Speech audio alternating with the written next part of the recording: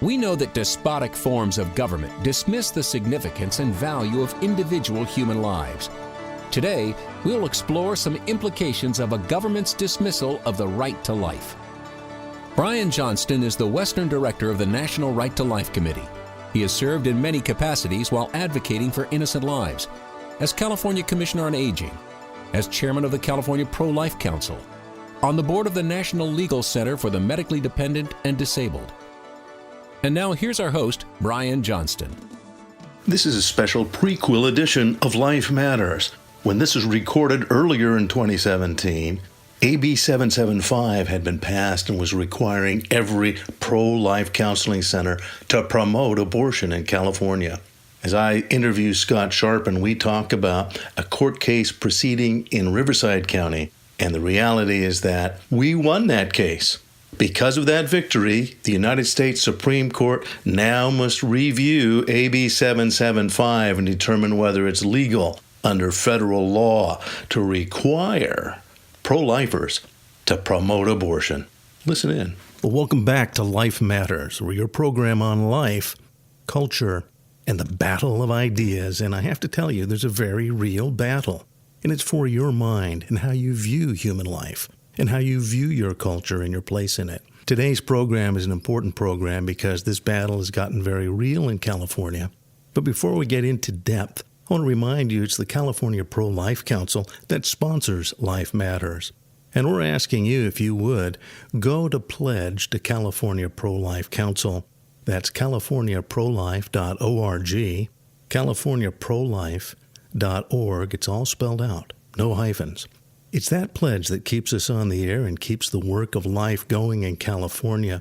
As we go into this program, you're going to see some startling things that are happening in the battle for life. And we want to remind you that you have a place in this battle, in this war of ideas, and we're really battling in a way that it's not a metaphor. It's really true.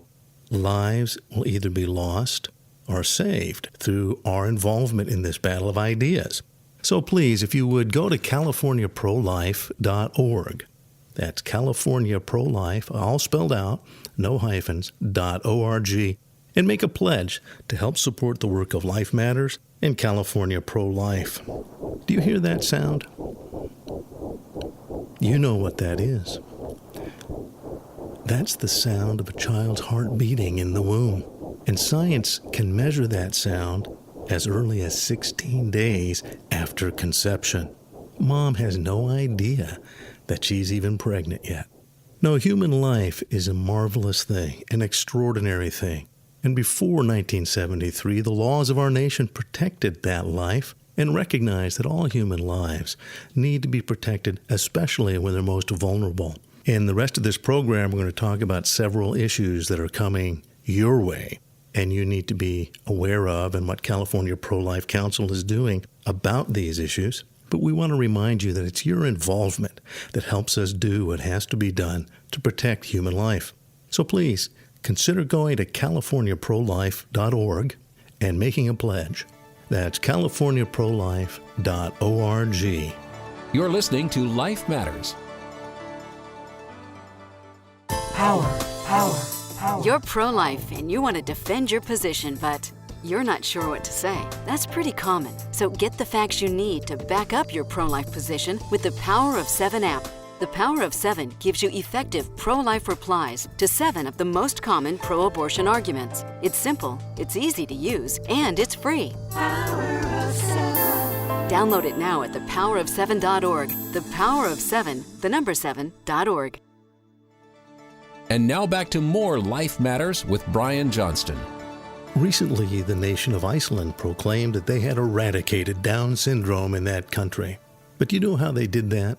They did it by prenatal screening and then killing every child that had Down syndrome. Now, it doesn't take a rocket scientist to figure out that you can eradicate nearly any disease if your method is to kill everyone that has that disease. But is that really the role of medicine? Is that really the way we want to improve society? This is a very ominous proclamation, and it makes us have to examine what we're doing here. Because here in the United States, we do very similar things. The role of prenatal testing and the subsequent use of abortion has been in use for a while. That if abortion is used as a benevolent tool, it can be justified in very high-minded ways, but it's still as nasty and as mean and as targeted against the vulnerable as any other form of killing. The other aspect of this is we have to realize this is medical killing. Medicine is used instead of curing or treating or comforting those you cannot cure or treat. Medicine is used to kill. And what that means for you and I in this time of an aging America is now the elderly and those who are considered not quite perfect, or perhaps burdensome, or maybe for their own good. It would be better for them to be gone. I wish I was just making that up. But this is a very real ideology that's present in our culture. So here at Life Matters, we want to examine these issues and examine a better use for medicine, which again was the case before 1973. And before that time, in any nation that used medicine to intentionally kill, it was strongly condemned. So we have a challenge before us. As I mentioned, we're going to talk about some of the other challenges now. Here in California, we're going to talk about a bill that forces you or anyone who's involved in voluntarily speaking up for unborn children or for encouraging their mothers to care for that child and that there's better alternatives. Now the state of California wants to force crisis pregnancy centers to deliver government-sponsored instructions to these girls first. The government-sponsored instructions are that there's free abortions available for this pregnant girl. It's right nearby, and explicit instructions as to the abortion clinic and the financial freedom that's hers by killing the child. This next interview is very important, and you'll note the quality of my voice is a little bit tinny. Please bear with that. This interview is critical for your understanding in this battle of ideas, because you can't ignore that battle. Even if you do, it doesn't ignore you. And the laws of California have now been changed to force crisis pregnancy centers to first promote free abortions to every pregnant girl that comes into that crisis pregnancy center. Even if the crisis pregnancy center doesn't want to do that, the laws are forcing it. So please listen carefully, and afterwards we'll tell you some of the things that you can do. In this particular edition of Life Matters, we're going to talk about a very real battle of ideas because, people are afraid of laws and lawmaking and they're intimidated by it. But all it is, a law is merely an idea that's enforced. And many of you are intimidated by our system, and we want to encourage you to be involved in caring about the laws and the lawmakers. And you hear about that a lot here on Life Matters. We're going to focus on just one of those laws, and that is California's Assembly Bill 775, which was passed a couple of years ago. You remember us talking about it. But now it's been challenged in court. And I have a very special guest on, Scott Sharpen. And Scott founded with his wife the Sharpen Foundation about 10 years ago. And one of the purposes of the Sharpen Foundation is to be an advocate for innocent life and to help those who are facing a difficult situation. The Sharpen Foundation sponsors the Go Mobile for Life Pregnancy Ultrasound Clinic. It's on wheels and operates in Riverside County. So I want to welcome Scott to the program. Scott, how are you? I'm great, Brian. Thanks for having me today. Yeah, and I give that foundation because now we're going to go into depth about what you do and how important it is. You're one of many throughout the state that we affirm crisis pregnancy centers that provide resources for young women and their children that are in need. And this is what's known as a work of corporal mercy. Christ himself said, I was naked and you clothed me. I was hungry and you fed me. I was thirsty and you gave me drink. These are young women who are facing difficult circumstances, and they have physical need, and their child has physical need. So this is a good work of corporal mercy. We focus on a work of spiritual mercy, and that is to help educate people to understand this battle, to understand their need, to focus on protecting those lives. So it isn't just the young girl in need who's being tempted to take that child's life. Our society at one time had laws to protect this child in the womb from being killed, and those laws have been suspended. But now the laws have gone further. Now the laws want to force crisis pregnancy centers to actually promote abortion. And Scott, you have been involved in filing suit regarding Assembly Bill 775. That's correct, Brian. And this is a law with which we profoundly disagree because it does compel us to speak. Not just the fact that it compels us to speak something we don't want to say, but in so doing, it fundamentally alters the relationship that we have with the patient and our clinic. And in particular, as you said, this is a law that, as a judge recently ruled here in Riverside County, that allowed us to go to trial. This judge says that this law effectively forces the clinic to point the way to the abortion clinic. Those aren't my words, those are a judge's words. And so this is worth fighting for. And this is something that we do not want to do and feel that it's not in the best interests of our patients. That's right. Why should a crisis pregnancy center promote abortion? It's no longer a pro-life crisis pregnancy center if that's what it does. It now is a pro-choice, if you will. There's a couple of things you can do, but first, remember you can get an abortion. That's promoting abortion. And to be forced to do that, that's forced speech, compelled speech. And this is a very serious law, and it must be challenged. It already has been challenged on one level and has gone up through the federal system. Those of you familiar with the Ninth Circuit Court of Appeals, which is the federal appellate level for the western states, very, very liberal, very much against innocent human life. And they actually have upheld this. And now this is going up to the U.S. Supreme Court. What Scott has done by filing in Riverside, it actually shows that this has not been resolved entirely.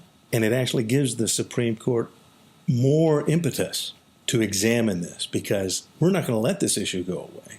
I was very honored by Scott. He asked the California Pro-Life Council to file a declaration regarding our position on this. And our position has always been very clear that a young woman who is facing a difficult circumstance, the worst possible thing she could do is to kill that baby. Because now it isn't just that the baby's being killed.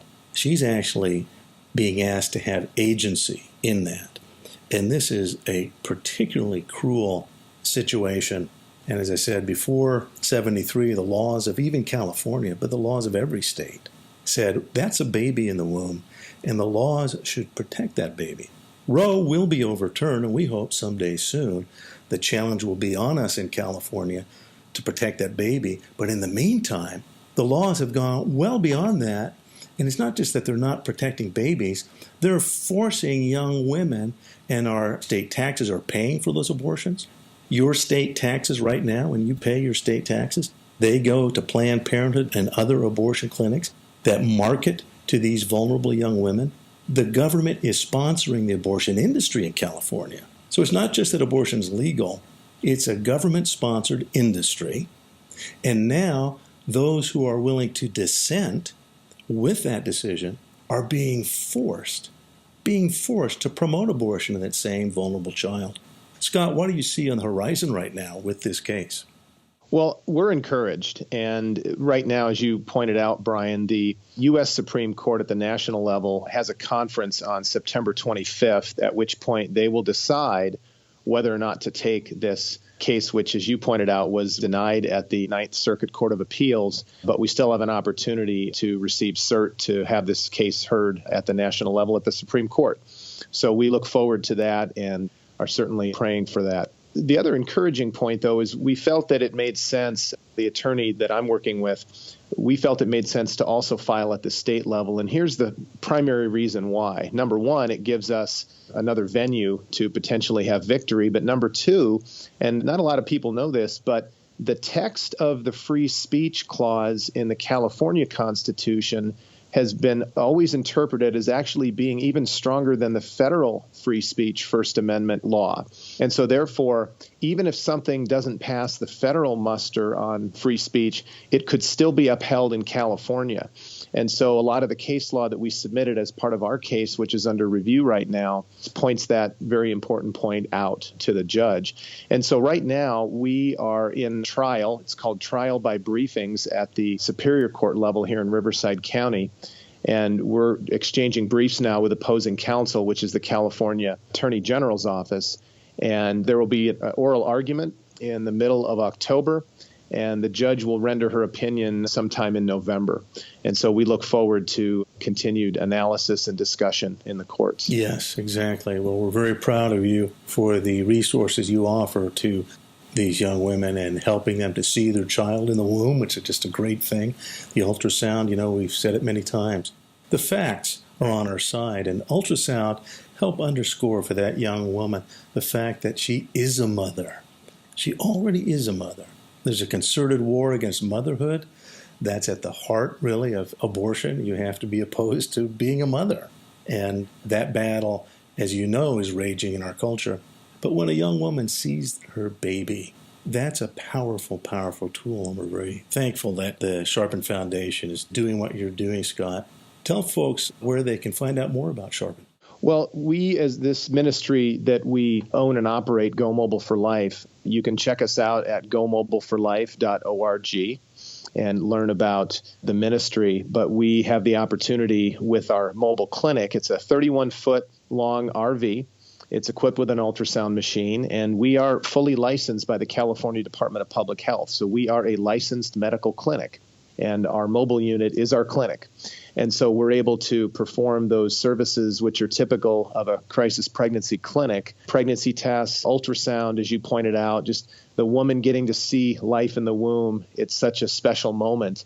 And a lot of women are seeing this for the first time. And we also have things like baby models, which talk about even at 6, 7, 8, 9 weeks. It's a very small baby, but you can still see a head and arms and legs. And it's just an incredible miracle, really, when you think about it. You've got a heart beating at 3 weeks. You've got brain waves detectable at 6 to 7 weeks.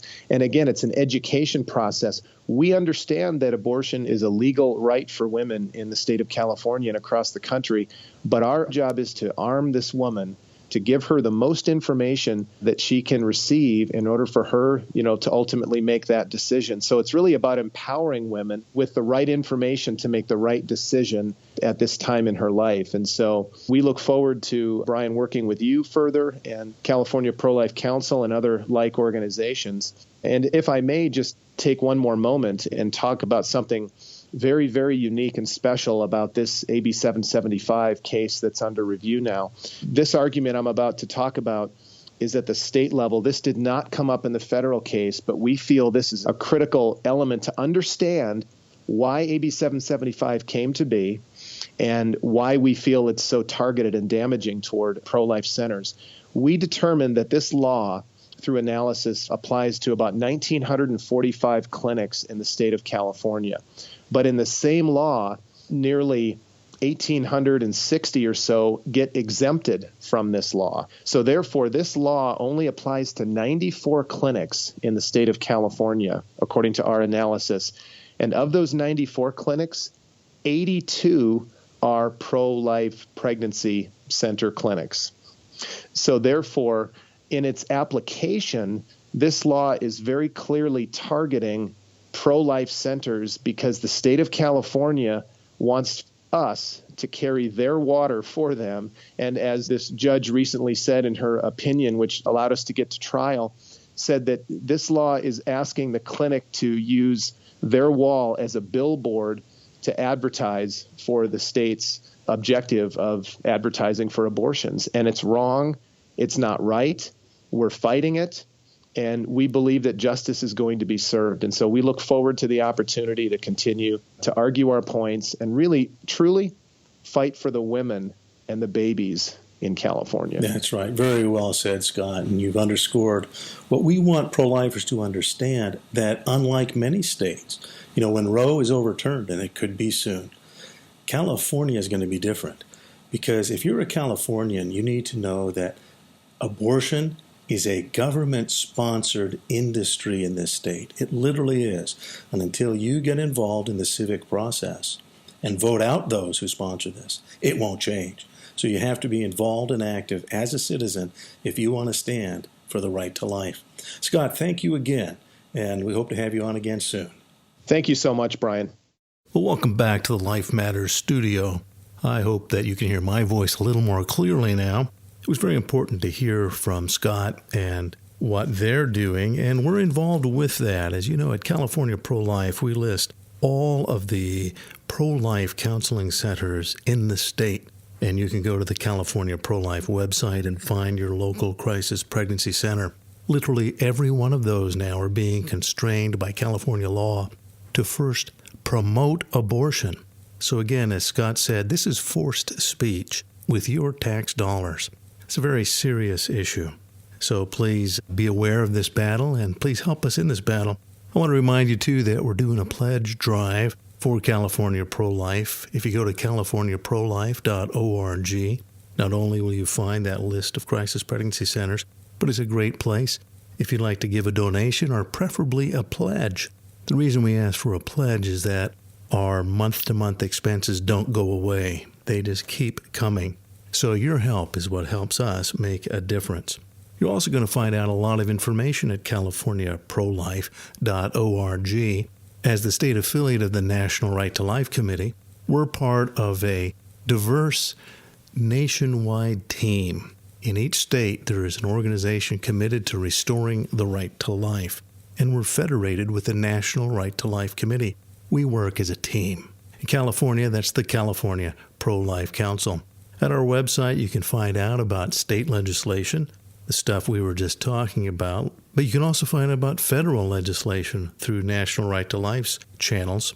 Find out the position of your Congress member, of your state legislator as well. We're the only organization in the state that monitors the actual voting record on life and publish that record of your legislator on the life issue. We have many other opportunities for you to be involved and to get your church involved. If you need to have a pro-life speaker at your church or at a Bible study or maybe another local community group, we'd be glad to provide a speaker for you.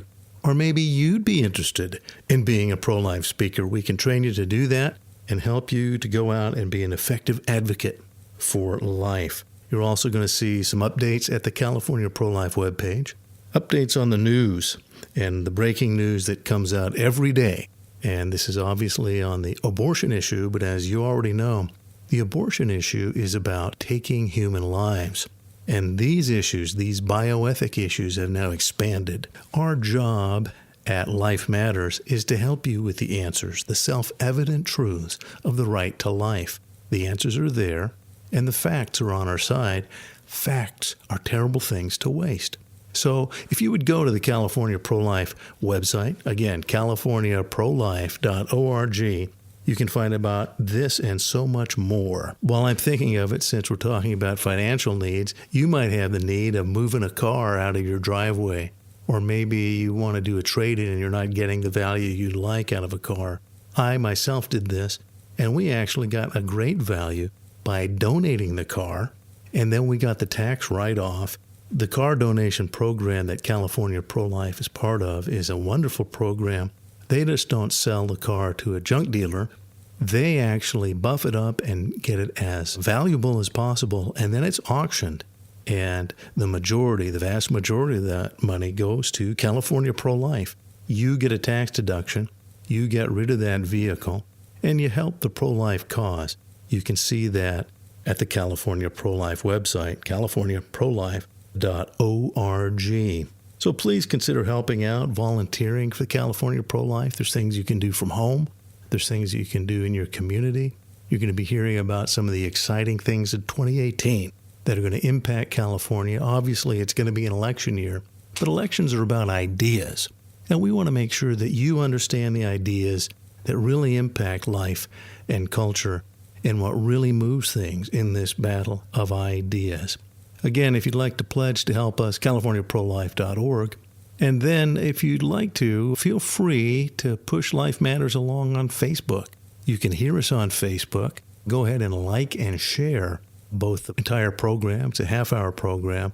But then there's the Life Matters Minutes, which are 60 seconds of distilled information that really matter when it comes to protecting human life. Thanks for listening, and remember, facts are on our side, and facts are terrible things to waste.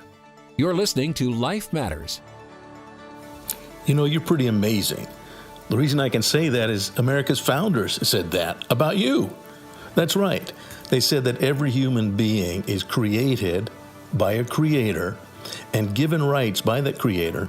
Those rights are not given by the government. It's the government's job to protect those rights, and the very first and most important is the right to be alive, the right to life.